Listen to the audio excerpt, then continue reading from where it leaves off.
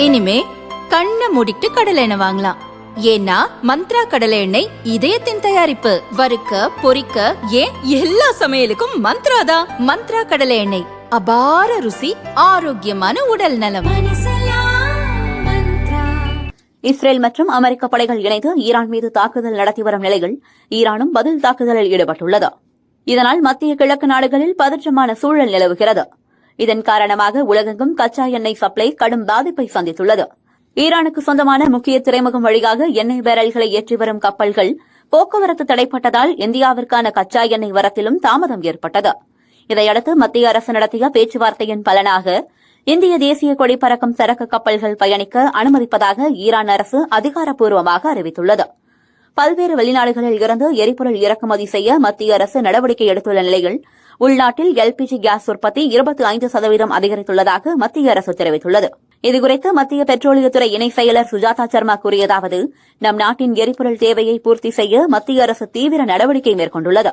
போரால் பாதிக்கப்பட்ட பகுதியை தவிர்த்து உலகின் பிற பகுதிகளில் இருந்து எண்ணெய் இறக்குமதியின் அளவு அதிகரிக்கப்பட்டுள்ளது.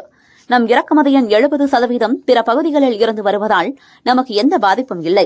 அதேபோல் நாம் உலகின் 4வது பெரிய எண்ணெய் சுத்திகரிப்பு திறன் கொண்ட நாடாக விளங்குவதால் உள்நாட்டு எல்பிஜி கேஸ் உற்பத்தி அதிகரித்துள்ளது.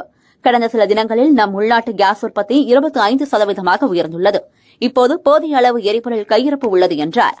அதேபோல் பார்லிமெண்டில் இன்று மத்திய பெட்ரோலிய அமைச்சர் ஹர்தீப் சிங் பூரி பேசினார். பெட்ரோல், டீசல், எல்பிஜி, விமான எரிபொருள் என அனைத்து வகை எரிபொருட்களும் நம்மிடம் போதிய அளவு இருப்பு உள்ளது. போர் மேகம் சூழ்ந்த பகுதிகளை தவிர்த்து வேறு மாற்று இடங்களில் இருந்து நமக்கு தேவையான எரிபொருட்களை வாங்க நடவடிக்கை எடுக்கப்பட்டுள்ளது. நாம் இறக்குமதி செய்யும் எரிபொருட்களில் 70% 40 வெவ்வேறு நாடுகளில் இருந்து வருகிறது. உள்நாட்டு எல்பிஜி உற்பத்தி அளவும் கணிசமாக உயர்ந்துள்ளது.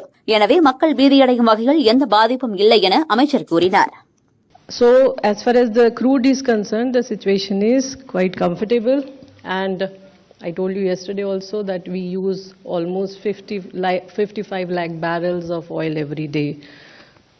One more thing that I will like to bring to your notice is that we are the 4th largest refiner in the world, and this is something which is giving us lot of comfort in terms of the availability of the products like petrol and diesel.